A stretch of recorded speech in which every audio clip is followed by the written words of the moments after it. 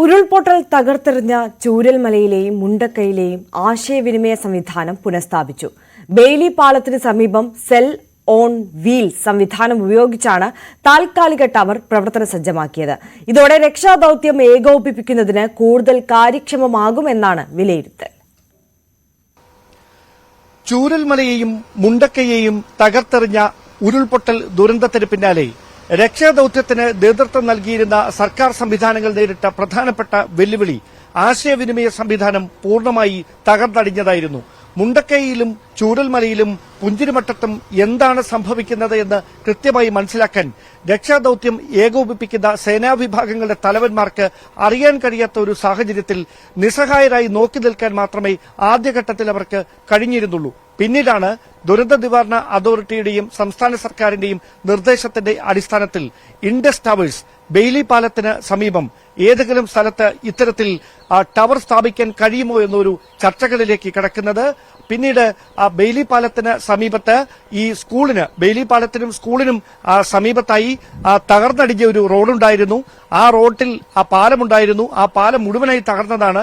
അത് അവിടേക്ക് മണ്ണിട്ട് വേഗത്തിൽ ആ ഭാഗം നികത്തി ഉയർത്തിയതിനു ശേഷം JCBകളും ഹിറ്റാച്ചികളും ഇതുവഴി ഓടിച്ചു നോക്കി. അങ്ങനെ ആ റോഡിന് ബലം തൽക്കാലത്തേക്കെങ്കിലും ബലമുണ്ട് എന്ന് ഉറപ്പുവരുത്തിയതിനു ശേഷം കൊച്ചിയിൽ നിന്ന് ഇൻഡസ് ടവേഴ്സിന്റെ സെൽ ഓൺ വീൽസ് എന്ന സംവിധാനം അത് വയനാട്ടിലേക്ക് കൊണ്ടുവരാൻ തീരുമാനം എടുക്കുകയായിരുന്നു. 5 ലക്ഷം രൂപ ചെലവിലാണ് വലിയ ട്രെയിലറുകളിൽ ഈ സെൽ ഓൺ വീൽസ് ഈ ദുരന്ത സ്ഥലത്തേക്ക്, അതായത് റോഡ് മാർഗം ദുരന്ത സ്ഥലത്തേക്ക് കഴിഞ്ഞ 4-ാം തീയതി എത്തിക്കുന്നത്. അതിവിടെ എത്തിച്ചതിന് ശേഷമാണ് ഈ 16 ഇരുമ്പ് വടങ്ങളിലായിട്ട് ഈ സെൽ ഓൺ വീൽസ് മുകളിലേക്ക് ഉയർത്തിയത്. 40 മീറ്റർ നീളമുള്ള ടവറാണ് ഇവിടെ പ്രവർത്തിച്ചുകൊണ്ടിരിക്കുന്നത്.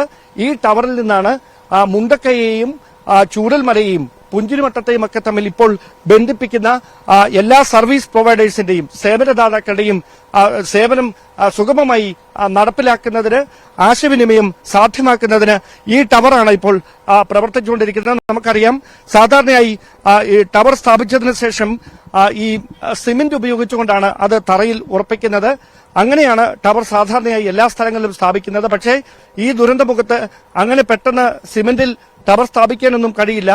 അതുകൊണ്ടാണ് ഈ ഇൻഡസ് ടവേഴ്സിന്റെ ഈ ഒരു സംവിധാനം, സെൽ ഓൺ വീൽസ് എന്ന ഈ സംവിധാനം സാഹസികമായി ഇവിടേക്ക് എത്തിച്ചത്. ഇവിടെ ഈ ടവർ സ്ഥാപിച്ചതിലൂടെ ഇതിന് ചുറ്റുമുള്ള ദുരന്തം നടന്ന എല്ലാ സ്ഥലങ്ങളിലും സൈന്യത്തിനും അതോടൊപ്പം തന്നെ മറ്റ് സേനാ വിഭാഗങ്ങൾക്കും പരസ്പരമുള്ള ആശയവിനിമയം സുഗമമായി സാധ്യമാകുകയായിരുന്നു.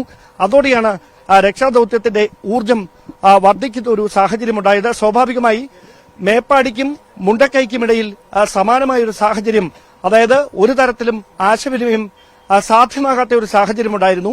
അവിടെയും ഇത്തരത്തിൽ ഒരു സെൽ ഓൺ വീൽസ് ടവർ കൂടി സ്ഥാപിക്കുകയാണ്. ഇങ്ങനെ 16ഓളം ഇരുമ്പ് വടങ്ങളിലാണ് ഈ ടവർ ഇവിടെ ഉയർത്തിയിരിക്കുന്നത്. സ്വാഭാവികമായി ഇതിന്റെ സാങ്കേതിക സംവിധാനങ്ങൾ അത് പൂർണ്ണമായി ആക്ടിവേറ്റ് ചെയ്താൽ മാത്രമേ ഈ മുണ്ടക്കൈക്കും മേപ്പാടിക്കും ഇടയിലും ചില സ്ഥലങ്ങളിൽ ആശയവിനിമയം ഒട്ടും നടക്കാത്ത ഇടങ്ങളുണ്ട്. അവിടെയും കൂടി അത് അടിയന്തരമായി വേണമെന്ന ഒരാവശ്യം, അതായത് 235ഓളം ഇടങ്ങളിലാണ് വൈദ്യുതി തടസ്സം നേരിടുന്ന സ്ഥലങ്ങളിലാണ് ജനറേറ്ററുകൾ ഉപയോഗിച്ചുകൊണ്ട് ഈ സുഗമമായി ഇത്തരത്തിലുള്ള ഈ വൈദ്യുതിക്ക് പകരമുള്ള സംവിധാനങ്ങൾ ഉറപ്പുവരുത്തിയിരിക്കുന്നത്. ആ സ്ഥലങ്ങളിലെല്ലാം ആശയവിനിമയം ഉറപ്പാക്കുന്നതിന് വേണ്ടി ഇതുപോലെ തന്നെ ഈ സെൽ ഓൺ വീൽസ് സംവിധാനമുള്ള മറ്റൊരു ടവർ കൂടി മേപ്പാടിക്കും മുണ്ടക്കൈക്കുമിടയിൽ സ്ഥാപിക്കുകയാണ്. അങ്ങനെ വളരെ സാഹസികമായ ദൌത്യത്തിലൂടെയാണ് ബെയിലി പാലത്തിന് സമീപം ഞങ്ങളിപ്പോൾ നിൽക്കുന്ന ഈ സ്ഥലത്ത് കൗ എന്ന ചുരുക്കപ്പേരിൽ അറിയപ്പെടുന്ന ഈ സെൽ ഓൺ വീൽ എന്ന ടവർ സ്ഥാപിച്ചിരിക്കുന്നതും. ക്യാമറമാൻ പ്രജിത് കോങ്ങാടിനൊപ്പം ഡാൻ കുര്യൻ, ന്യൂസ് 18.